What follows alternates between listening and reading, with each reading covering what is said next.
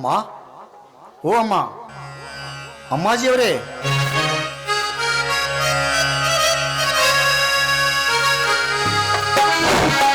ಶಾರದಾ, ಏ ಶಾರದಾ, ಯಾರೋ ಕೂಗ್ತಾ ಇದ್ದಾರೆ ನೋಡಿ. ನೀವೇ ಮಾತಾಡಿಸ್ ಕಳ್ಸ್ರಿ, ನಾ ಹಸುಗಳಿಗೆ ಹುಲ್ಲು ಕೊಯ್ಯಕತ್ತೀನಿ. ನನಗೆ ಮಾತಾಡ್ಸಂದಿಯಾ? ಸರಿ, ಅದೇನೋ ಅಂತಾರಲ್ಲ, ನರಿಗೆ ಹೇಳಿದರೆ ನರಿ ತನ್ನ ಬಾಲಕ್ಕೆ ಹೇಳೊಂದಿತ್ತ.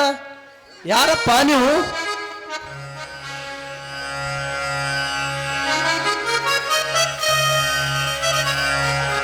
ಯಾರು? ವಿನೋದ? ಹೌದು ಅಪ್ಪಾಜಿ, ನಾನೇ. ಸರಿ, ಬೆಂಗಳೂರಿಗೆ ಹೋಗಿ ಬರಲಿಕ್ಕೆ ಇನ್ನೂ 2-3 ದಿವಸ ಲೇಟ್ ಆಗ್ತದಂತ ಕಲ್ಪನಾ ಹೇಳಿದ್ರು. ನೀನು ಜಲ್ದಿನೇ ಬಂದು ಬಿಟ್ಟಿಯಲ್ಲ? ಅಪ್ಪಾಜಿ, ಕೆಲಸ ಬೇಗ ಮುಗಿಯಿತು, ಅದಕ್ಕೆ ಬೇಗ ಬಂದುಬಿಟ್ಟೆ. ಸರಿ ಸರಿ. ಶಾರದಾ, ಏ ಶಾರದಾ, ವಿನೋದ ಬಂದಿದ್ದಾನೆ, ಬಾರೆ. ಯಾವಾಗ ಬಂದು ತಮ್ಮ? ಅಮ್ಮ, ಇನ್ನೂ ಇದೆ, ಈಗ ತಾನೇ 2 ಗಂಟೆ ಮೇಲಿಂದ ಬಂದೆ ಅಮ್ಮ. ಏಕೆಂದರೆ ತೋಟದ ಕಡೆಗೆ ಬರದೆ ಬಹಳ ದಿವಸವಾಗಿತ್ತಲ್ಲ, ಹಾಗೆ ನೋಡಿ ನಿಮಗೂ ಅಪ್ಪಾಜಿಗೂ ಒಂದು ವಿಷಯ ತಿಳಿಸಿ ಹೋಗಬೇಕೆಂದು ಈ ಕಡೆ ಬಂದೆ. ಏನಪ್ಪ ಅದು ವಿಷಯ? ಬೇಗ ಹೇಳು.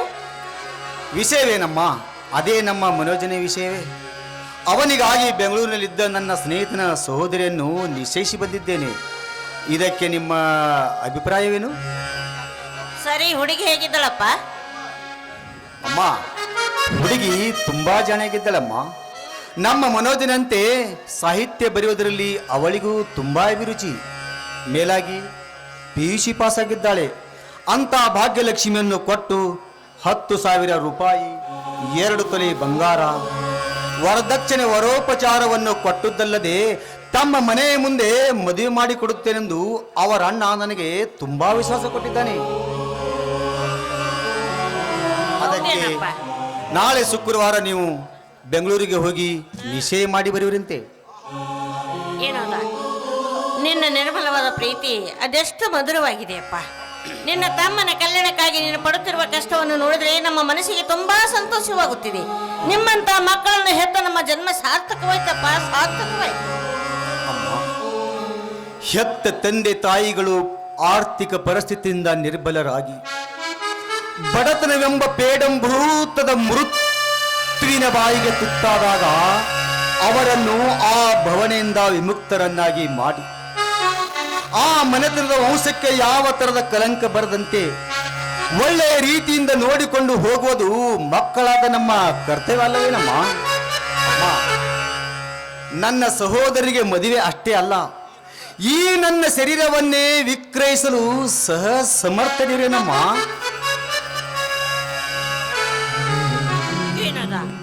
ಯಾವ ಕಾಲಕ್ಕೂ ನಿನ್ನ ತಮ್ಮನ ಮೇಲಿದ್ದ ಪ್ರೀತಿ ಪ್ರೇಮ ದೂರ ಮಾಡಬೇಡವಪ್ಪ, ದೂರ ಮಾಡಬೇಡ.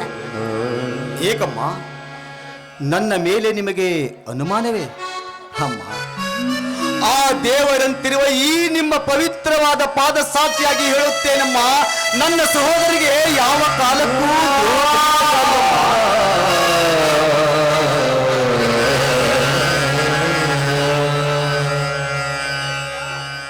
ಕೇಳಿದ್ರೇನ್ರಿ ನನ್ನ ಮಗನ ಮಾತನ್ನು? ತನ್ನ ತಮ್ಮನ ಮೇಲೆ ಅದೆಷ್ಟು ಪವಿತ್ರವಾದ ಪ್ರೀತಿಯನ್ನು ಇಟ್ಟುಕೊಂಡಿದ್ದಾನೆ ವಿನೋದ. ಇಂಥ ಮಕ್ಕಳಿಗೆ ಜನ್ಮ ಕೊಟ್ಟಿದ್ದೇವಲ್ಲ, ನಮ್ಮಿಬ್ಬರ ಜನ್ಮ ಸಾರ್ಥಕವಾಯ್ತು ಸ್ವಾಮಿ, ಸಾರ್ಥಕವಾಯ್ತು. ಏಯ್, ಅವನು ಎಲ್ಲಿ ಊಟ ಮಾಡಿ ಬಂದಿದ್ದಾನೋ ಏನೋ. ಮೊದಲು ಅವನಿಗೆ ಊಟಕ್ಕೆ ಬಡಿಸೋದನ್ನು ಬಿಟ್ಟು ಹಸಿದವರ ಮುಂದೆ ಹರಟೆ ಕೊಚ್ಚುತ್ತಾ ನಿಂತಿದೆಯಲ್ಲ. ಅಯ್ಯೋ ಹೌದಲ್ರಿ, ಮರ್ತೇ ಹೋಗಿತ್ತು. ನಡಿಯಪ್ಪ, ಯಾವಾಗ ಊಟ ಮಾಡಿ ಬಂದಿರುವ ಏನೋ, ಆದಷ್ಟು ಬೇಗ ಊಟ ಮಾಡಕತ್ತೀರಿ. ಇಲ್ಲಮ್ಮ, ನನಗೆ ಹಸಿವಿಲ್ಲಮ್ಮ. ಏಕೆಂದರೆ ಅರ್ಜೆಂಟಾಗಿ ನಾನು ಕಚೇರಿಗೆ ಹೋಗಬೇಕು. ಏಕೆಂದರೆ ನಮ್ಮ ನೆರೆಹಳ್ಳಿಯ ಗ್ರಾಮದಲ್ಲಿ ಒಂದು ಮರ್ಡರ್ ಕೇಸ್ ಇದೆ. ಅದಕ್ಕೆ ಹೌದಾ? ಹಾಗಾದ್ರೆ ನೀ ಬೇಗ ಹೋಗಪ್ಪ, ನಾವು ಆದಷ್ಟು ಬೇಗ ಒಂದು ಕಡೆಗೆ ಬಂದ್ಬಿಡ್ತೀವಿ. ಹಾಂ, ಹಾಗೇ ಮಾಡ್ರಿ ಅಮ್ಮ, ನಾನು ಹೋಗಿ ಬರುತ್ತೇನೆ.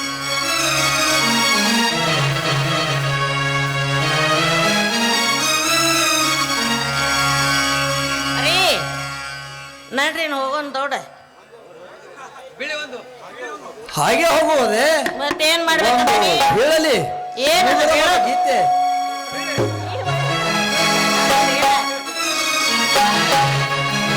ನೀನೇ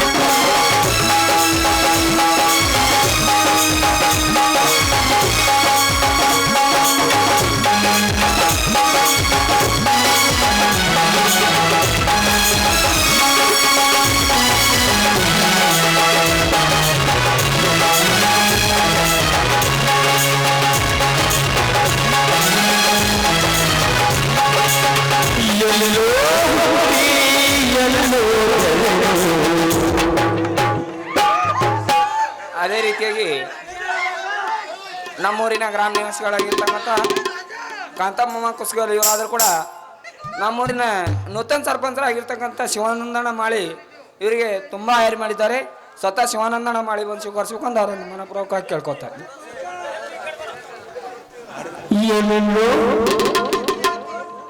ನಮ್ಮೂರಿನ ಗ್ರಾಮ ನಿವಾಸಿಗಳಾದಂಥ ಮದಕರಿ ರಾಠೋಡ್ ಇವರಾದರೂ ಕೂಡ ಕಂಪ್ನಿ ಏಳಿಗಾಗಿ 101 ರೂಪಾಯಿ ಕೊಟ್ಟಿದ್ದಾರೆ. ಸ್ವತಃ ಕಂಪ್ನಿ ಮಾಲಕರಾಗಿ ಸ್ವೀಕರಿಸಬೇಕಾಗಿ ಕೋರಿಕೊಳ್ಳುತ್ತೇನೆ.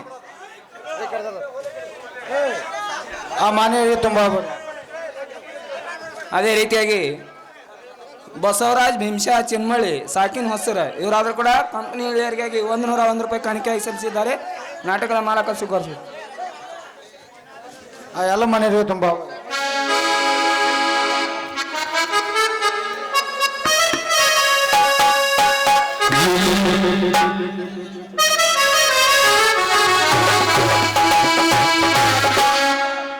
ಅಮ್ಮ ಅಮ್ಮ ಓ ಅಮ್ಮ ಅಮ್ಮ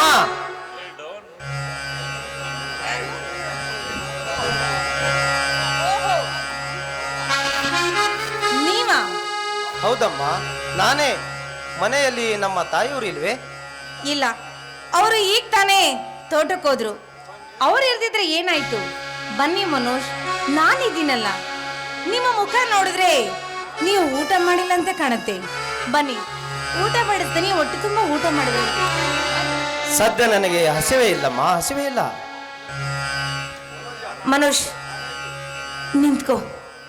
ನೋಡು, ಯಾಕೋ ಈ ನನ್ನ ಮನಸ್ಸನ್ನು ಎಷ್ಟು ಕಟ್ಟು ಹಾಕಿದ್ರು ಕೂಡ ನಿನ್ನ ಮೇಲೆ ಮಿತಿ ಇಲ್ಲದ ಮನಸ್ಸಾಗ್ತಾ ಇದೆ. ದಯವಿಟ್ಟು ಒಂದೇ ಒಂದು ಸರಿ ನನ್ನ ಮನಸ್ಸನ್ನು ಅರ್ಥ ಮಾಡ್ಕೋ, ನನ್ನ ಮಾತನ್ನ ಕೇಳು. ಆ ತೂಗು ಏಲದ ಮೇಲೆ ನನ್ನನ್ನು ಮಲಗಿಸಿ ನನ್ನ ಆಸೆಯನ್ನು ಪೂರೈಸು ಬಾ ಮನೋಜ್. ಅತ್ತಿಗೆ, ಪ್ರೇಮ ಪ್ರೇಮ ಎಂದು ನಿಮಗೆ ಪ್ರೇಮದ ಹುಚ್ಚುಗಿಚ್ಚು ಹಿಡಿದಿದೆಯೋ ಏನೋ? ಹಾ, ಪ್ರೇಮದ ಹುಚ್ಚಿಡಿದೆ ಮನೋಜ್. ನನಗೆ ನಿನ್ನ ಪ್ರೇಮದ ಹುಚ್ಚಿಡಿದಿದೆ. ಅದು ನಿನ್ನಿಂದ ತೀರವರೆಗೂ ಈ ಪ್ರೇಮದ ಹುಚ್ಚು ಹೋಗಲಿಲ್ಲ ಮನೋಜ್. ಅತ್ತಿಗೆ, ನೀವು ನಿಮ್ಮ ಪಾತಿರತೆಯನ್ನು ಕಾಯ್ದುಕೊಂಡು ಈ ಸಮಾಜದಲ್ಲಿ ಸದ್ಗುಣವಂತರಾಗಿ ಬಾಳಬೇಕೆನ್ನುವ ಇಚ್ಛೆ ನಿಮಗಿದ್ದರೆ ಮೊದಲು ಪತಿ ಧರ್ಮವನ್ನು ಕಾಪಾಡಿಕೊಳ್ಳಿ. ಅದನ್ನು ಮರೆತು ಈಗ ನಿಮ್ಮ ಆತ್ಮದಲ್ಲಿ ಪ್ರಜ್ವಲಿಸುವ ಪಾತಕ ಗುಣವೇ ಶಾಶ್ವತವಾದರೆ ನೀವು ಈ ಪ್ರಪಂಚದಿಂದ ಬಹುದೂರ ಉಳಿದುಕೊಳ್ಳುತ್ತೀರಿ. ಅತ್ತಿಗೆ, ಕಾಲು ಜಾರಿದ ಹೆಣ್ಣು ಅದೊಂದು ಕಾಗೆಯು ಸಹಿತ ಮುಟ್ಟದಂತ ಕೆಟ್ಟು ಹೋದ ಹಣ್ಣು. ಅತ್ತಿಗೆ, ಕೆಟ್ಟು ಹೋದ ಹಣ್ಣು. ಸಾಧ್ಯವಿಲ್ಲ ಮನೋಜ್, ಸಾಧ್ಯವಿಲ್ಲ. ನೋಡು, ಕೊರಳ ಮಾಂಗಲ್ಯ, ಮೂಗಿನಲ್ಲಿ ಮೂಗುತಿ, ಹಣೆಯ ಮೇಲೆ ಹೊರೆಯುತ್ತಿರುವ ಈ ಕುಂಕುಮದ ತಿಲಕ, ಅದು ಇರುವರೆಗೂ ಏನು ಮಾಡಿದರೂ ತಪ್ಪವಿಲ್ಲ, ಯಾವ ದೋಷವೂ ಇಲ್ಲ. ಬನ್ನಿ ಮನೋಜ್. ಕುಂಕುಮ ತಿಲಕ, ಹೆಣ್ಣಿನ ಹಣೆಯನ್ನೇ ಅಲಂಕರಿಸಿದ ಕುಂಕುಮ ತಿಲಕ, ಆ ಶಿವನ ಕೆಂಗಣ್ಣನಂತಿರುವ ಸುಂದರ ಸಿಂಧೂರ ಪವಿತ್ರ ಕುಂಕುಮ ತಿಲಕ, ಪತಿಭಕ್ತಿಗೆ ಮೀಸಲಾಗಿದ್ದು ಸದಾ ಪೂಜೆಗೊಳ್ಳುತ್ತಿರುವ ಪರಮ ಪಾವನ ಪುನಿತ ಪ್ರತೀಕ ಕುಂಕುಮ ತಿಲಕ.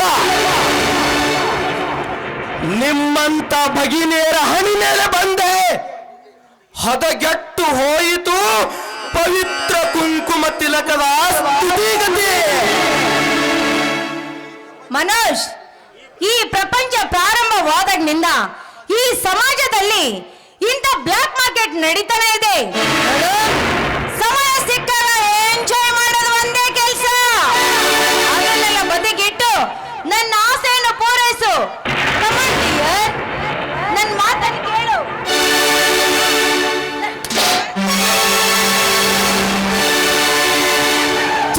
ನಿರ್ಲಕ್ಷ್ಯ,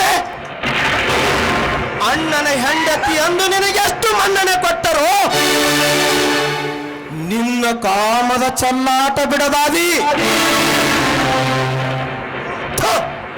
ನಿರ್ಲಜ್ಜಳೆ, ನಿನ್ನಂತ ಕಾಮದ ಹೆಣ್ಣು ಈ ಮನೆಯಲ್ಲಿದ್ದರೆ ಆ ಮನೆಯು ಮಸಣವಾಗುವುದಷ್ಟೇ ಅಲ್ಲ,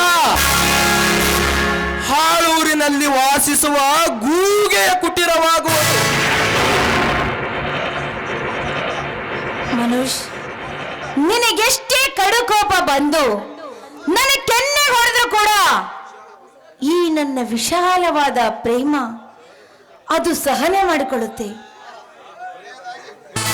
ಮನೋಜ್, ಕೊನೆಯದಾಗಿ ಹೇಳ್ತಾ ಇದ್ದೀನಿ, ದಯವಿಟ್ಟು ಇಲ್ಲ ಅಂತ ಹೇಳ್ಬೇಡ. ಯಾಕಂದ್ರೆ ಅಡಕೋತಿನ ಬಾಯಿಯಲ್ಲಿ ಸಿಕ್ಕು ಸಾವಿನ ಮತ್ತೆ ಹೋರಾಡ್ತಿರುವವರನ್ನು ಬದುಕಿಸುವ ಪ್ರಯತ್ನ ಮಾಡು. ಹೆಣ್ಣು ಒಲಿದರೆ ನಾರಿ, ಮುರಿದರೆ ಮಹಾಮಾರಿ ಅನ್ನೋದು ನಿನಗೆ ಲಕ್ಷ್ಯದಲ್ಲಿರಲಿ ಮನೋಜ್. ಬಾ,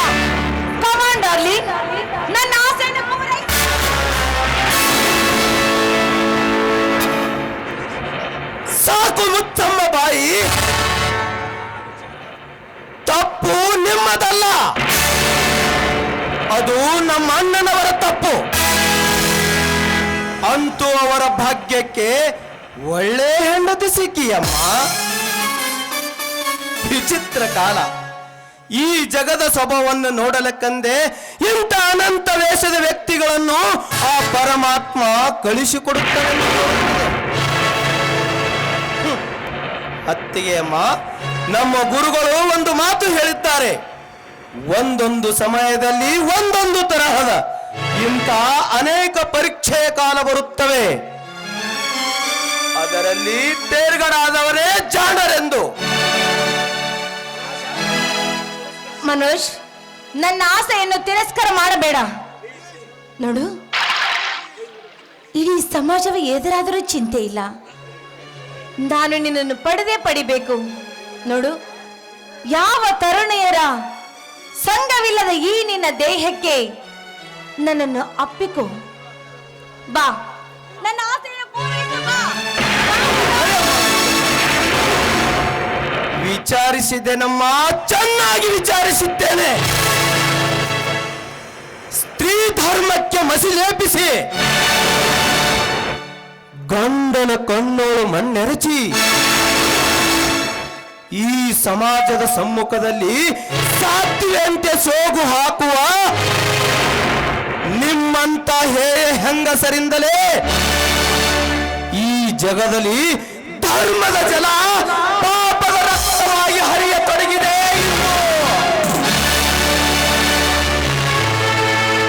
ನೋಡು, ನೀ ಏನೇ ಹೇಳಿದ್ರು ನಿನ್ನ ಮಾತು ಕೇಳುವಳು ನಾನ್ ತಯಾರಿಲ್ಲ. ನನ್ನ ಆಸೆಯನ್ನು ಪೂರೈಸು, ಇಲ್ದ ಹೋದ್ರೆ ನಾನೇ ಒತ್ತಾಯ ಮಾಡ್ಬೇಕಾಗುತ್ತೆ. ಬಾ ಮನೋಜ್.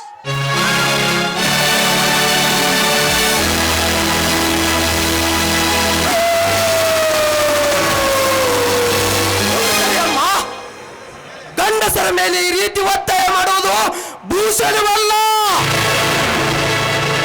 ಪ್ಲೀಸ್ ಮನೋಜ್, ನನ್ನ ಮಾತಿಗೆ ಯಾಕೆ ನಿನಗೆ ಅರ್ಥವಾಗ್ತಿಲ್ಲ?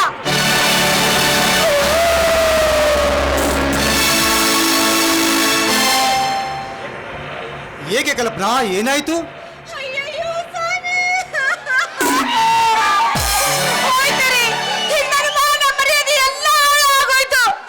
ನೀವು ಸಮಯಕ್ಕೆ ಸರಿಯಾಗಿ ಬರ್ದೇ ಹೋಗಿದ್ರೆ ಈ ಪಾಪಿ ನನ್ನ ಜೀವನವನ್ನೇ ಹತ್ತಿಗೆ ನೀವು ಏನು ಹೇಳುತ್ತಿದ್ದೀರಮ್ಮ, ಏನು ಹೇಳುತ್ತೀರಿ? ಹೊಲಸು ಬಾಯಿಂದ ನನಗೆ ಅತ್ತಿಗೆ ಅಂತ ಕರಿಬೇಡ ಕಾಮುಕ. ಎಲ್ಲೋ ಬಂದು ದ್ರೋಹಿ, ನನ್ನ ಅಣ್ಣನ ಹೆಂಡತಿ ತನ್ನ ಹೆತ್ತಮ್ಮನ ಸ್ವರೂಪವೆಂದು ಬರುತ್ತಿದೆಯಲ್ಲೋ ಕವಿಕುಲ ಗಮನ ದೊಡ್ಡ ಪಂಡಿತ. ಎಲ್ಲಿದೆಯೋ ನಿನ್ನ ಜ್ಞಾನ ಬುದ್ಧಿ? ಬರೀ ಈ ನಿನ್ನ ದೇಹದಲ್ಲಿ ಮೋಹವೇ ತುಂಬಿಕೊಂಡಿದೆಯಲ್ಲ ಮಂಕೆ. ಸುಳ್ಳು ಸುಳ್ಳು ಸುಳ್ಳು. ಅತ್ತಿಗೆ, ನಿಜ ಹೇಳಮ್ಮ, ನಿಜ ಹೇಳು. ಇಲ್ಲಣ್ಣ, ಇಲ್ಲ. ಅತ್ತಿಗೆಯವರು ತಮ್ಮ ಯಾವುದೇ ಒಂದು ಒಳಛಲ ಸಾಧಿಸಿದ ಕಾರಣ ಈ ರೀತಿ ನನ್ನ ಮೇಲೆ ಸುಳ್ಳು ಹೇಳ್ತಾ ಇದ್ದಾರೆ.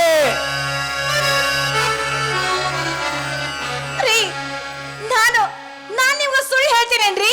ನನ್ನ ಕೊರಳಿಗೆ ಮಾಂಗಲ್ಯ ಕಟ್ಟಿದ ನನ್ನ ಪತಿ ದೇವರು ನೀವು. ನಿಮ್ಮ ಮುಂದೆ ನಾನು ಎಂದಾದ್ರೂ ಸುಳ್ಳು ಹೇಳಿದ್ದೀನೇನ್ರಿ? ಆದ್ರೆ ಈ ಮೋಸ ಮನೆಯಲ್ಲಿ ಯಾರಿಲ್ಲದ ಸಮಯ ನೋಡಿ ನನ್ನ ಮೇಲೆ ಬಲಾತ್ಕಾರ ಮಾಡಿ ತನ್ನ ಆಸೆಯನ್ನು ಪೂರೈಸಿಕೊಳ್ಳಲು ಬಂದಿದ್ದಾನೆ ರೀ. ಅವನು ಮೊದಲೇ ನಾಟಕ ಬರೆಯವನು. ಇದೇ ತರ ನಟನೆ ಮಾಡಿ ಅದು ಎಷ್ಟು ಜನರಿಗೆ ಮೋಸ ಮಾಡಿದನೋ ಎಂದು ಯಾರಿಗ್ ಗೊತ್ತು. ಅಂತದ್ರಲ್ಲಿ ನಿಮಗೆ ಮೋಸ ಮಾಡೋದ್ರಲ್ಲಿ ಯಾವ ಅರ್ಥನೂ ಇಲ್ಲ ಬಿಡಿ. ಅತ್ತಿಗೆ, ಅನ್ಯರ ಮನೆಯಿಂದ ಈ ಮನೆ ಸೌಭಾಗ್ಯ ಲಕ್ಷ್ಮಿಯಾಗಿ ಮಧ್ಯದಲ್ಲಿ ಬಂದ ನೀನು ಉಪಯುಕ್ತಿಲ್ಲದ ಸುಳ್ಳನ್ನು ಸತ್ಯದ ಸಾಲಿಗೆ ಸೇರಿಸಿ ಒಂದು ಮನಸ್ಸಿನಿಂದಿದ್ದ ಅಣ್ಣ ತಮ್ಮಂದಿರಲ್ಲಿ ವೈಮನಸ್ಸನ್ನು ಹುಟ್ಟಿಸಿ ವಜ್ರವಂತೆ ಒಂದಾಗಿದ್ದ ಮನೆಯ ಬಾಗಿಲನ್ನು ವಿಭಾಗ ಮಾಡೋ ಹಂಚನ್ನು ಮಾತ್ರ ಹಾಕಬೇಡಮ್ಮ, ಹಾಕಬೇಡ. ಏ ಮನೋಜ, ಸಾಕು ಮಾಡೋ. ನನ್ನ ಎದುರಿನಲ್ಲಿಯೇ ನೀನು ಒಳಗೆ ಇಟ್ಟೊಂದು ದಿಟ್ಟ ದಿಟ್ಟತನದಿಂದ ಗರ್ಜಿಸಿ ಮಾತನಾಡುತ್ತಿರುವ ನೀನು ನಾನಿಲ್ಲದ ಸಮಯದಲ್ಲಿ ಅದಷ್ಟು ಉತ್ತರದಿಂದ ಹೊರಡಿಸಬಹುದು ಮೂರ್ಖ. ನೋಡು, ಈ ರೀತಿ ನನಗೆ ವಂಚನೆ ಮಾಡಬೇಕೆಂದು ಎಷ್ಟು ದಿನಗಳಿಂದಲೂ ಕಾದಿದ ಕಾಮುಕ. ತಾಳು ಸ್ವಲ್ಪ.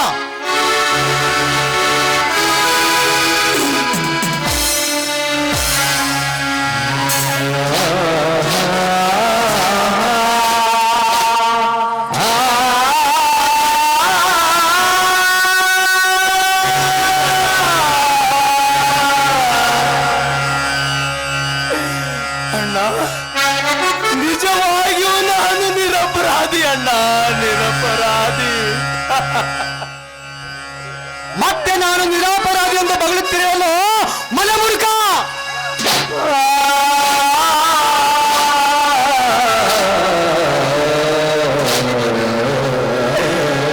ಅಣ್ಣ ಅಣ್ಣ ನಿಮ್ಮ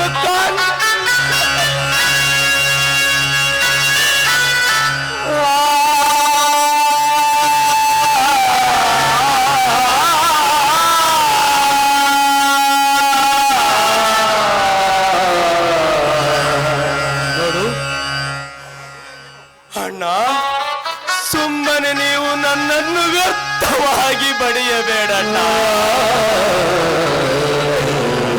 ಬಡಿಯಬೇಡ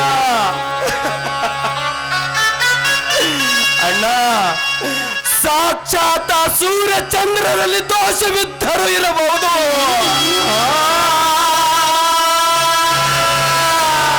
ಆದರೆ ನನ್ನ ನಿನ್ನಲ್ಲಿ ಅದ್ಯಾವ ದೋಷವಿಲ್ಲ.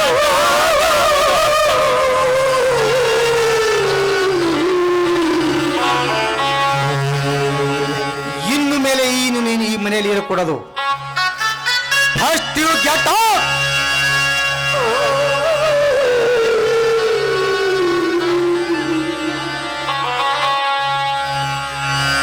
ಏನ್ರಪ್ಪ, ಈ ಮನೆಯಲ್ಲಿ ನೀವು ಎಲ್ಲ ಏನೋ ಒಂಥರ ಗದ್ದಲ ನಡೆಸಿದ್ರಲ್ಲ? ಹಾ, ಬನ್ನಿ, ನಡೆದಿದೆ ಗಲಾಟೆ. ಈ ನಿಮ್ಮ ಮುದ್ದು ಮಗ ಕವಿಕುಲ ದೊಡ್ಡ ಪಂಡಿತ ತನ್ನ ಅಣ್ಣನ ಹೆಂಡತಿ ಎಂಬ ಅರಿಯನ್ನರಿಯದೆ ಈ ಸಾಧ್ಯ ಮೇಲೆ ಬಲಾತ್ಕಾರ ಮಾಡುತ್ತಿದ್ದಾನೆ ಈ ಚಾಂಡಾಲ. ಎಲ್ಲೋ ರಕ್ತದ್ರೋಹಿ! ಅಣ್ಣನ ಹೆಂಡತಿ ಹೆತ್ತ ತಾಯಿ ಸಮನವೆಂಬ ಭಾವನೆ ಅರಿಯದೆ ಯೌವನದ ಮಪ್ಪಿಗೆ ಬಲೆಯಾಗಿ ಈ ಮಹಾಸಾತ್ವಿನ ಸರಸಕ್ಕೆ ಕರೆಯಲು ನಿನಗೆ ಮನಸ್ಸಾದರೆ ಹೇಗಾಯ್ತು?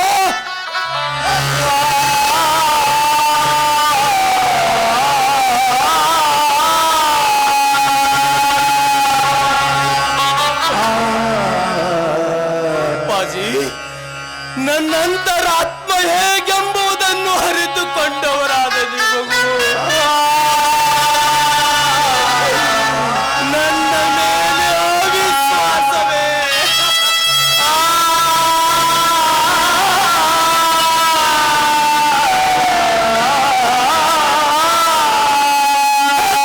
ಪದ್ಮ, ಮೊದಲು ಈ ಮನೆ ಬಿಟ್ಟು ತೊಲಗು ಆಚೆ.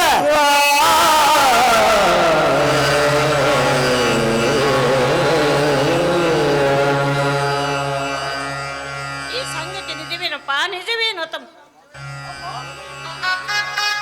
ಅಮ್ಮ, ನಾನು ನೀನು ಕೂಡಿಕೊಂಡು ತೋಟಕ್ಕೆ ಮರಳಿ ಬರುವಾಗ ಕಲ್ಪನಾಳನ್ನು ಮನೆಯೊಳಗೆ ಕೈ ಹಿಡಿದು ಜಗ್ಗುತ್ತಿರುವುದನ್ನು ಪ್ರತ್ಯಕ್ಷವಾಗಿ ಕಂಡಿದ್ದೇನಮ್ಮ. ಮನುಜ, ಅಣ್ಣ ಯಾರು, ಅತ್ತಿಗೆ ಯಾರು, ತಾಯಿ ಯಾರು, ತಂದೆ ಅನ್ನೋ ಖಬರಾದ್ರೂ ಇದೇನೋ ಏ ಕೊಲೆಗೆಟ್ಟವನೇ? ಅಮ್ಮ, ಅಮ್ಮ,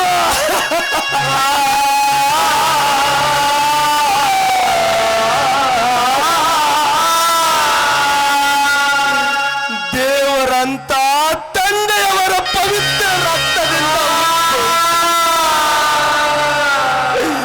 ಈ ನಿಮ್ಮ ಪುಣ್ಯ ಉದರದಲ್ಲಿ ಜನಿಸಿದ ನಿಮ್ಮ ಮಗನ ಮೇಲೆ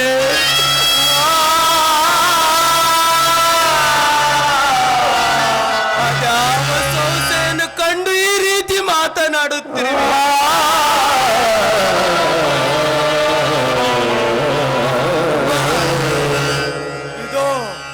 ಆ ಪರಶಿವನಿಗಿಂತ ಮಿಗಿಲಾದ ನಿಮ್ಮ ಪವಿತ್ರ ಪಾದ ಸಾಕ್ಷಿಯಾಗಿ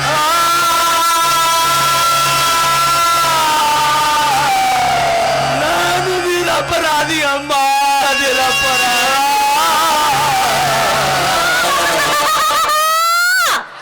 ನೀನು ನಿರಪರಾಧಿ ಅಂದ್ರೆ ನಾನು ಅಪರಾಧಿನಾ? ಅಯ್ಯೋ ಅಯ್ಯೋ ಅಯ್ಯೋ ಅಯ್ಯೋ, ನೀನು ನನ್ನ ಮೈದನ, ನಾನು ನಿನ್ನ ತಾಯಿ ಸಂಬಂಧ ಎಷ್ಟು ಕೇಳಿಕೊಂಡ್ರು ನನ್ನ ಮಾತು ಕೇಳದೆ ನೀನು ಇಲ್ಲ.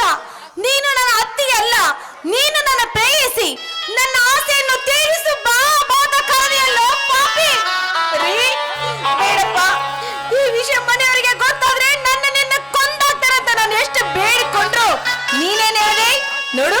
ಈ ವಿಷಯ ಏನಾದ್ರೂ ನಮ್ಮ ಅಣ್ಣನಿಗೆ ಗೊತ್ತಾದ್ರೆ ಅವನು ಊಟ ಮಾಡೋ ಊಟದಲ್ಲಿ ವಿಷ ಹಾಕಿ ಕೊಂದು ಬಿಡೋಣ ಅಂತ ಹೇಳಿದಲ್ಲೋ. ಕಲ್ಪನಾ,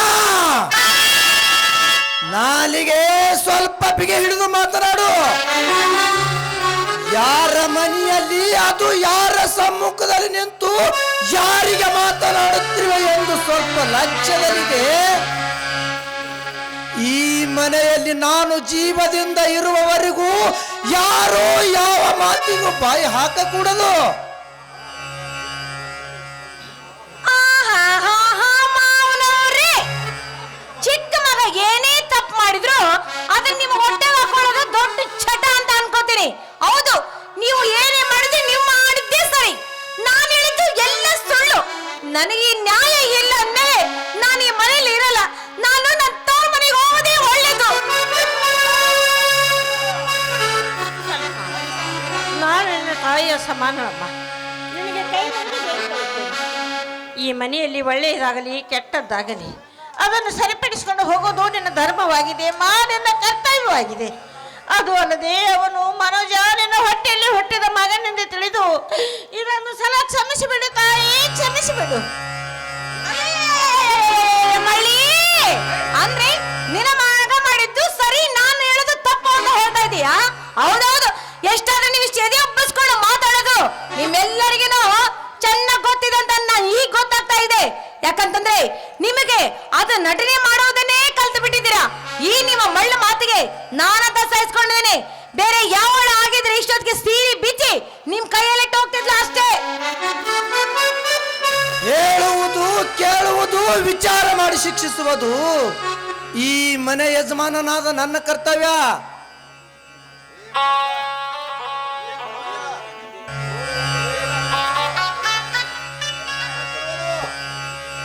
ಏ ಮನೋಜ, ಕಲ್ಪನಾ ಹೇಳುತ್ತಿರುವ ಮಾತು ಸತ್ಯವೇನೋ?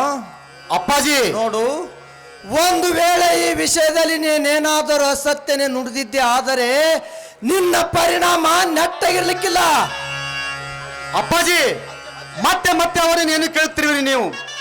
ಬಲಾತ್ಕಾರದಿಂದ ಎಳೆಯುತ್ತಿರುವುದನ್ನು ಕಣ್ಣಾರೆ ಕಂಡೆ ನಾನು ಈ ಸಾಕ್ಷಿ ಹೇಳುತ್ತಿರುವಾಗ ಬಾರಿ ಬಾರಿಗೂ ಅವರನ್ನೇನು ಕೇಳುತ್ತಿರುವಿ? ನಿಜ ಹೇಳು, ನಿಜ ಹೇಳು. ಹೇಳುವುದು ಕೇಳುವುದು ವಿಚಾರ ಮಾಡಿ ಶಿಕ್ಷಿಸುವುದು ಈ ಮನೆ ಯಜಮಾನನಾದ ನನ್ನ ಕರ್ತವ್ಯ. ಓಹೋ, ಒಳ್ಳೆಯ ಮನೆ ಯಜಮಾನರು ನೀವು. ತಪ್ಪು ಮಾಡಿದ ಈ ಅಪರಾಧಿಗೆ ಯೋಗ್ಯ ಶಿಕ್ಷೆ ಕೊಡಿಸಲಾಗದಷ್ಟು ಸಾಮರ್ಥ್ಯವೇ ನಿಮ್ಮಲ್ಲಿ ಇಲ್ಲದಿದ್ದಾಗ ನೀವೇನು ಮಹಾದೊಡ್ಡ ಬರ್ತರು? ನೋಡಿ, ನಾವು ದೊಡ್ಡವರೆಂದು ಹೇಳಿಕೊಳ್ಳಲಿಕ್ಕೆ ಸ್ವಲ್ಪ ನಾಚಿಕೆ ಆಗಬೇಕು. ಪೊಲೀಸ್ ಅಧಿಕಾರಿಯೇ ಮನೆಯಲ್ಲಿದ್ದಾಗ ಈತ ದೊಡ್ಡ ಮನುಷ್ಯರಂತೆ. ನೋಡಿ, ನೀವೇನೇ ಹೇಳಿದ್ರು ಸರಿ, ನಿಮ್ಮಿಂದ ಆಗದ ಕೆಲಸ ನಾನು ಹೇಗೆ ಮಾಡಿ ತೋರಿಸುತ್ತೇನೆ.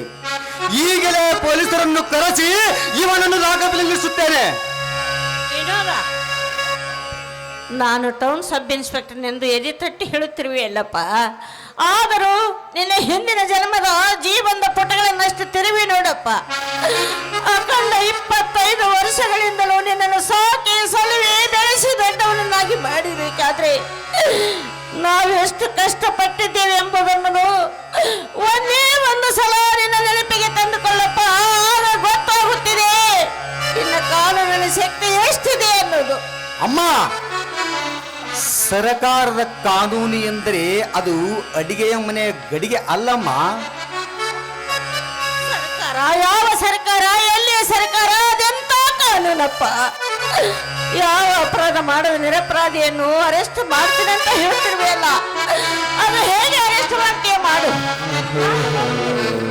ಅಮ್ಮ, ನೀನು ನನ್ನ ಜನ್ಮದಾತಳೆಂದು ನನಗೆ ಇಷ್ಟು ಮಾತನಾಡಲಿಕ್ಕೆ ಅವಕಾಶ ಕೊಟ್ಟಿದ್ದೇನೆ. ಇಷ್ಟಕ್ಕೆ ತಿಳಿದು ಸುಮ್ಮನೆ ಬಾಯಿ ಮುಚ್ಚಿಕೊಂಡು ಬಿದ್ದರು. ಅದು ಪೊಲೀಸ್ ಅಧಿಕಾರಿಯ ಸ್ಥಾನದಲ್ಲಿದ್ದ ನನಗೆ ಇಷ್ಟೊಂದು ಗರ್ಜಿಸಿ ಮಾತನಾಡುತ್ತಿಲ್ಲ. ಏನು, ನೀನೇನು ಟೌನ್ ಸಬ್ ಇನ್ಸ್ಪೆಕ್ಟರ್ ಇರ್ಬೋದು, ಆದರೆ ನಾನು ನಿಮ್ಮಮ್ಮ, ಅವರು ನಿಮ್ಮಪ್ಪ ಕಣೋ, ನಿಮ್ಮಪ್ಪ.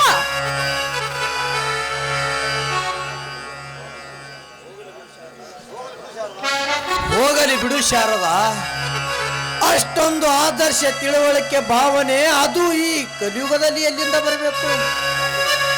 ಪಟ್ಟಕ್ಕೇರಿ ಕುಳಿತ ತಂದಿನೇ ತಳಗಾಕಿ ಬಿದ್ದವನ ತಲೆ ಮೇಲೆ ಕಾಲಿಟ್ಟು ಮತ್ತೆ ಅದೇ ಪಟ್ಟಕ್ಕೇರಿ ಕುಳಿತುಕೊಳ್ಳುವರು ಈ ಸ್ವಾರ್ಥ ಜನರು. ನೋಡಿ, ಸ್ವಾರ್ಥಕ್ಕಾಗಿ ನಾನು ಜೀವನ ಮಾಡಿಲ್ಲ. ಇದಕ್ಕೆ ಬೇಕಾದಷ್ಟು ಉದಾಹರಣೆಯ ವಿಷಯಗಳನ್ನೇ ತೆಗೆದುಕೊಳ್ಳಿ. ಇಡೀ ನನ್ನ ಜೀವನದ ಆಸೆ ಆಕಾಂಕ್ಷೆಗಳೇ ಬತ್ತಿ ಹೋಗಿವೆ. ಏಕೆ? ನಾನು ನನ್ನ ಹೆಂಡತಿಯನ್ನು ಅತಿಯಾಗಿ ಪ್ರೀತಿಸಿಲ್ಲವೇ? ದೊಡ್ಡ ಶ್ರೀಮಂತರ ಮನೆಯಲ್ಲಿ ಮಲ್ಲಿಗೆ ಮಗ್ಗೆಯಂತೆ ಯಾವ ಆತಂಕವಿಲ್ಲದೆ ಬೆಳೆದ ನನ್ನ ಹೆಂಡತಿ ಇಂದು ಈ ಮನೆಯಲ್ಲಿ ಒಂದು ಕೂಲಿಯಾಳಾಗಿ ಬಿದ್ದಿದ್ದಾಳೆ.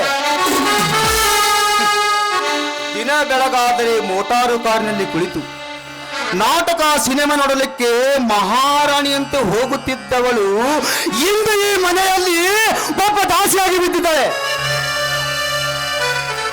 ಅಣ್ಣ, ಅತ್ತಿಗೆ ಅವರ ಸುಮ್ಮನೆ ಮಾತು ಕೇಳಿ ನೀವು ಈ ರೀತಿ ಮಾತನಾಡಬೇಡಣ್ಣ.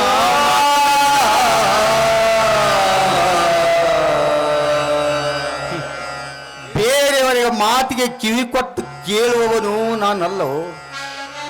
ನನ್ನ ಎದುರಿನಲ್ಲಿಯೇ ನೀನು ಕಲ್ಪನಾಳ ಕೈ ಹಿಡಿದು ಮನೆಯೊಳಗೆ ಬಲಾತ್ಕಾರ ಜಗ್ಗುತ್ತಿರುವುದನ್ನು ಪ್ರತ್ಯಕ್ಷವಾಗಿ ನಾ ಕಂಡದ್ದು ಸುಳ್ಳೇನೋ ಮನಜ? ಏನದ ಪ್ರತ್ಯಕ್ಷ ಕಂಡರು ಪ್ರಮಾಣಿಸಿ ನೋಡೋದು ಮಾನವನ ಧರ್ಮವಪ್ಪ, ಮಾನವನ ಧರ್ಮ. ನೋಡಿ, ಈ ಮೂಢ ವೇದಾಂತ ನನಗೆ ಬೇಕಾಗಿಲ್ಲ. ನೀವು ಅದೇನೇ ಹೇಳಿದ್ರು ಸರಿ.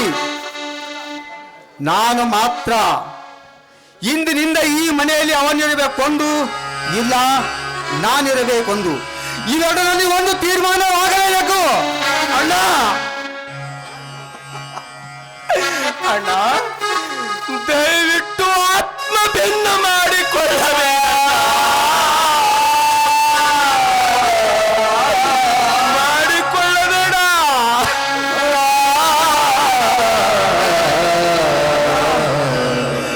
ನಾವಿಬ್ಬರೂ ಒಂದು ರಕ್ತದ ಮಡಿಲಲ್ಲಿ ಹುಟ್ಟಿ ಬಂದವರು ಅಂದಾಗ ನಾನು ಇಂಥ ಚುಲ್ಲಕ ಕೆಲಸ ಮಾಡುತ್ತೇನೆ ನನ್ನ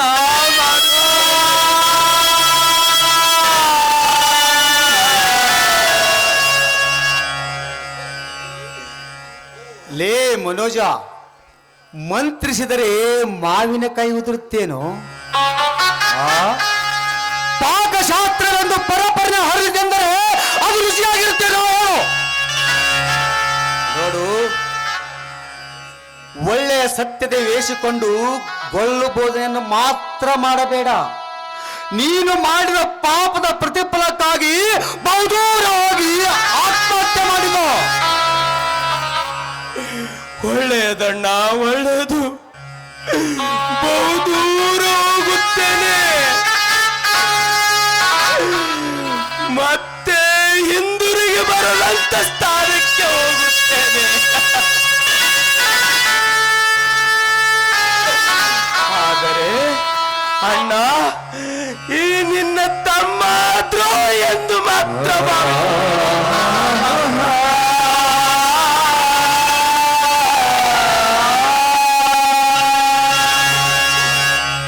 ಹೌದು ಮನೋಜ್, ನೀನು ಒಳ್ಳೆಯವನಿರಬಹುದು, ಆದರೆ ನಾವೇ ನಿನ್ನ ದೃಷ್ಟಿಯಲ್ಲಿ ದುಷ್ಟರೆಂದು ಭಾವಿಸಿ ಹೊರಟು ಹೋಗೋಣ.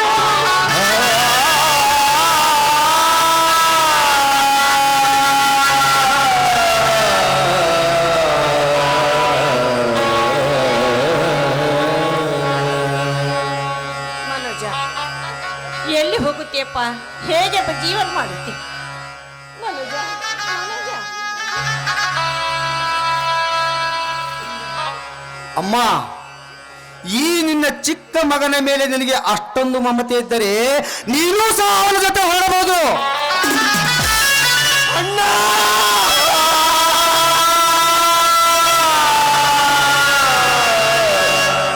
ಅಣ್ಣ, ನಿಮ್ಮನ್ನು ಹಡೆದವಳು, ಹಡೆದು ಜೋಕೆ ಮಾಡಿದವಳು ನಿನ್ನ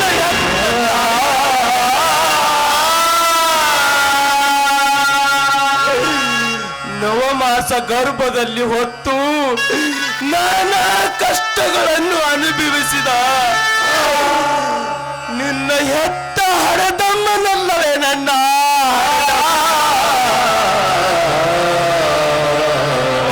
ಅಣ್ಣ. ಅಣ್ಣ, ದಯವಿಟ್ಟು ಇಂಥ ತಾಯಿಗೆ ಹೀಯಾಳಿಸಿ ಮಾತನಾಡಬೇಡಣ್ಣ.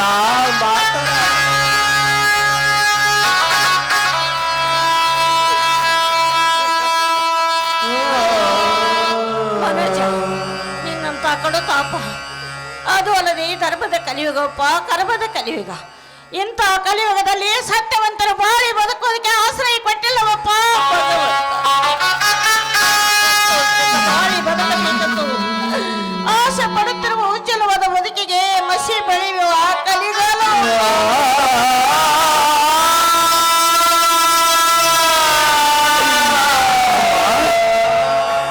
ಅಂತೂ ನೀವು ನನಗೋಸ್ಕರ ಅದೆಷ್ಟು ಬಯಸಿಕೊಳ್ಳುತ್ತಿದ್ದೀರಮ್ಮ.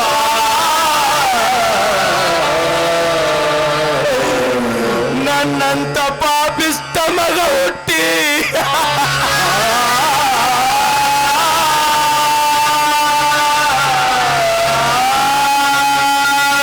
ಅಂತ ತಂದೆ ತಾಯಿಯವರಿಗೆ ನಾನೇ ಮಹಾಘೋರ ಅಪಮಾನ.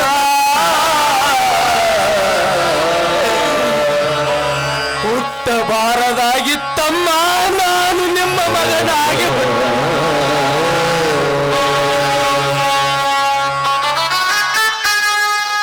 ಹೋಗಲಿ ಬಿಡೋ ಮನೋಜ, ಈ ವಿಷಯದಲ್ಲಿ ಮಾತ್ರ ನಿನ್ನ ಮನಸ್ಸಿಗೆ ವ್ಯತ್ಯೆ ಮಾಡಿಕೊಳ್ಳಬೇಡ. ಯಾಕೆಂದರೆ ಬೈಯುವುದು, ಬಯಸಿಕೊಳ್ಳುವುದು ಅದು ಒಂದು ನಮ್ಮ ದೇಶದಲ್ಲಿ ಕೆಟ್ಟ ಕಾಯ್ದೆ ಆಗಿಬಿಟ್ಟಿದೆ. ಅಂದಾಗ ಅದಕ್ಕೆ ಯಾವ ಮದ್ದು ನೀಡಿದರೂ ನಶಿಸುವುದಿಲ್ಲ. ಏನಂದ್ರೆ ಇವನೇನ ಮನೆ ಬಿಟ್ಟು ಹೋಗ್ತಾನೋ ಏನ್ ನಾನೇ ಮನೆ ಬಿಟ್ಟು ಆಚೆ ಹೋಗ್ಲು? ನೀವು ಹೋಗುವುದು ಬೇಡ ತಾಯಿ, ನಾನೇ ಈ ಮನೆ ಬಿಟ್ಟು ಹೊರಟು ಹೋಗುವ. ಆದರೆ ನಾನು ಈ ಮನೆ ಬಿಟ್ಟು ಹೊರಟು ಹೋಗುವ ಮುನ್ನ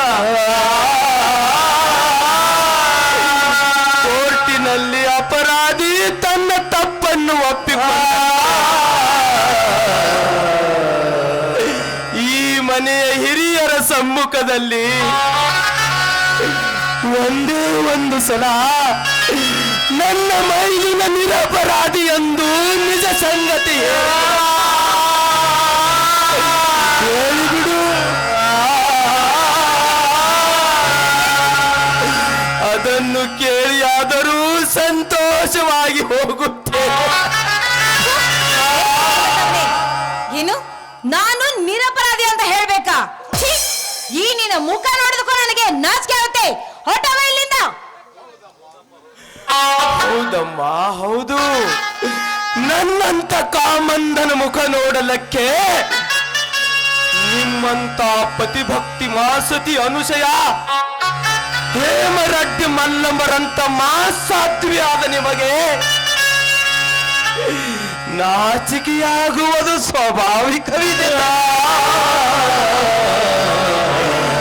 ಸ್ವಾಭಾವಿಕವಿದೆ. ಇರಲಮ್ಮ, ಬರುತ್ತೇನೆ.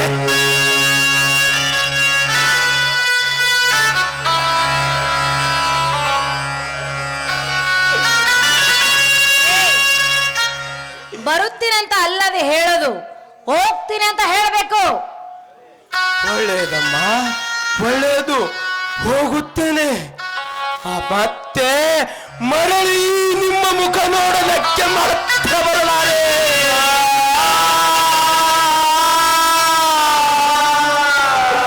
ಅತ್ತಿಗೆ ಅಮ್ಮ, ನಾನು ಈ ಮನೆ ಬಿಟ್ಟು ಹೋಗುವ ಮುನ್ನ ನಿಮಗೊಂದು ಮಾತು ಹೇಳುತ್ತೇನೆ. ಮುಂದಿನ ಜನ್ಮದಲ್ಲಿ ಇದೇ ರೀತಿ ಹೆಣ್ಣಾಗಿ ಹುಟ್ಟಿದರೆ ಗಂಡನೇ ದೇವರೆಂಬುದನ್ನು ಮಾತ್ರ ಅದೆಂದಿಗೂ ಮರೆಯಬೇಡಮ್ಮ.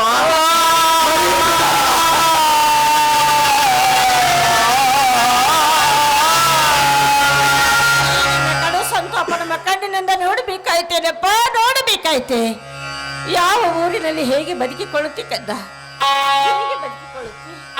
ಅಮ್ಮ, ಅಮ್ಮ,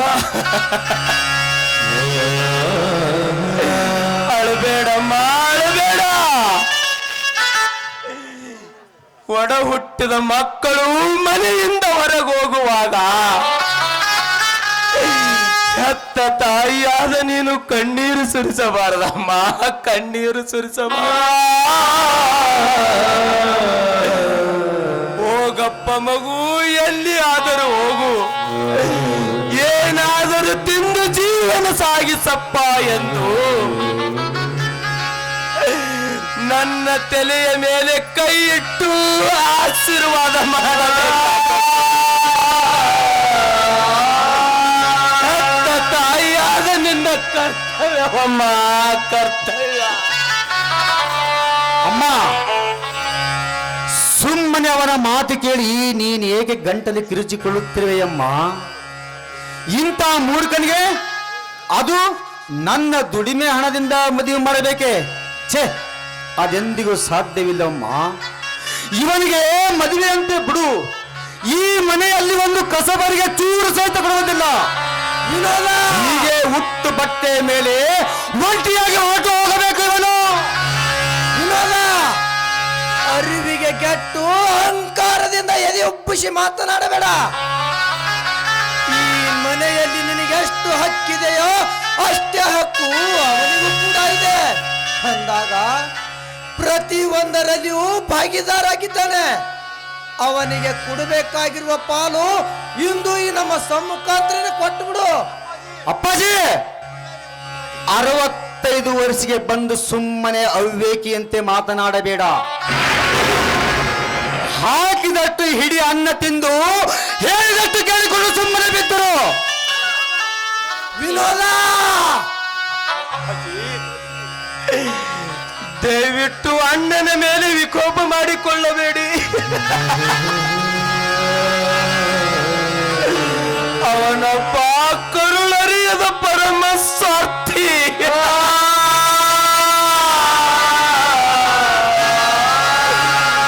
ಅಪ್ಪಾಜಿ, ನಾನೇ ನನ್ನ ಮನಸ್ಸಿನಿಂದ ಈ ಮನೆ ಬಿಟ್ಟು ಹೊರಟಿದ್ದೇನೆ.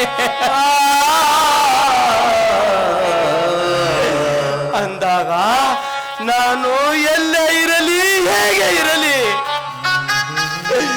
ರಾಮಯ್ಯನ ಮಗ ವಿನೋದ, ವಿನೋದನ ತಮ್ಮ ಮನೋಜನೆಂದು ಇಡೀ ಜಗತ್ತೇ ಆಡಿಕೊಳ್ಳುತ್ತದೆ. ಅಪ್ಪಾಜಿ,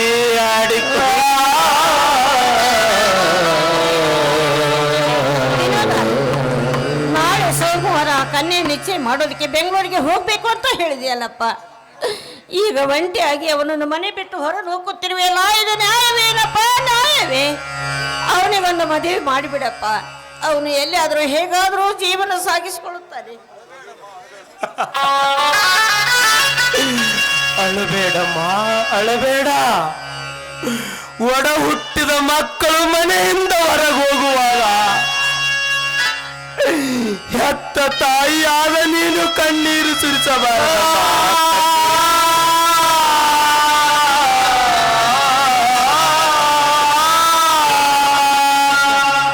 ನಿನ್ನ ಕಡು ಸಂತಾಪ ನಮ್ಮ ಕಣ್ಣಿನಿಂದ ನೋಡ್ಬೇಕಾಯ್ತಲ್ಲಪ್ಪ, ಹೇಗೆ ಮಾಡೋದು? ವಿಶ್ವದ ನಿಯಮದಂತೆ ಹಗಲು ರಾತ್ರಿ ಅನ್ನದೆ ಕಾಡ ಹತ್ತಿದ ವಿಧಿಯ ಕಾಟ. ಬೇಡವೆಂದರೆ ಬೆನ್ನು ಹತ್ತಿದೆ ಬೇತಾಳ. ಅದು ಬೇಗ ಬಿಟ್ಟಿತೆ ನಮ್ಮ, ಬೇಗ ಬಿಟ್ಟಿತೆ. ಹಿಂದಿನ ಜನ್ಮದಲ್ಲಿ ಮಾಡಿದ ಕರ್ಮ ಅದು ಇಂದು ಅನುಭವಿಸಲೇಬೇಕು.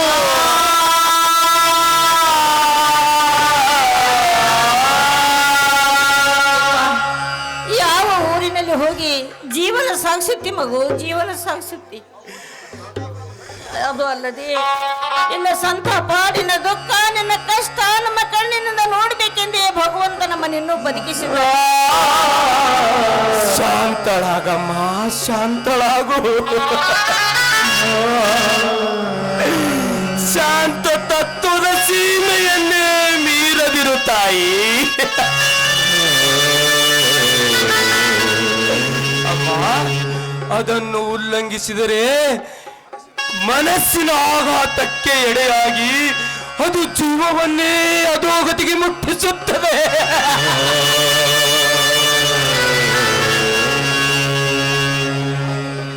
ಮನುಜ, ಯಾವ ಊರಿನಲ್ಲಿ ಬದುಕಿಕೊಳ್ಳುತ್ತೀಯಪ್ಪ? ಹೇಗೆ ಇರುತ್ತೀಯಪ್ಪ?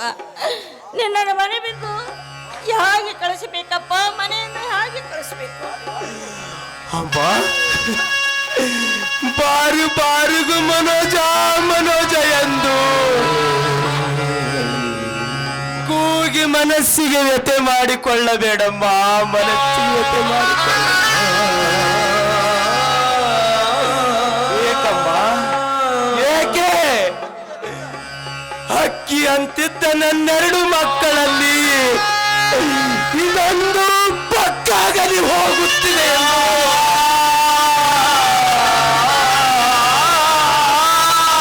ಕಣ್ಣೀರು ಹಾಕುತ್ತೇನಮ್ಮ, ಕಣ್ಣೀರು ಹಾಕುತ್ತೀಯ?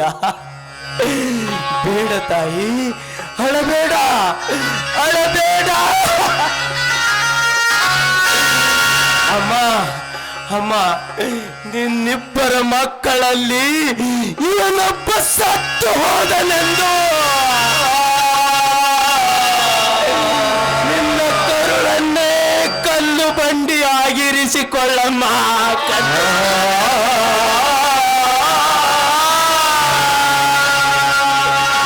ಅಮ್ಮ, ಇಂದಿಗೆ ಮುಗಿಯಿತು ಈ ಮನೆಯ ಋಣ.